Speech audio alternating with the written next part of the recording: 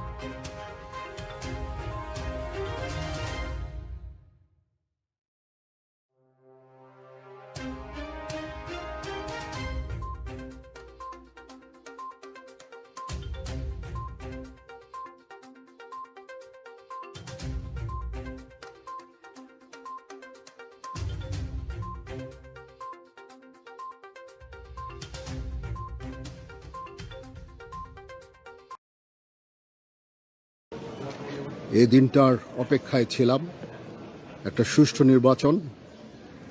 আজকে আলহামদুলিল্লাহ সেই নির্বাচন হতে যাচ্ছে।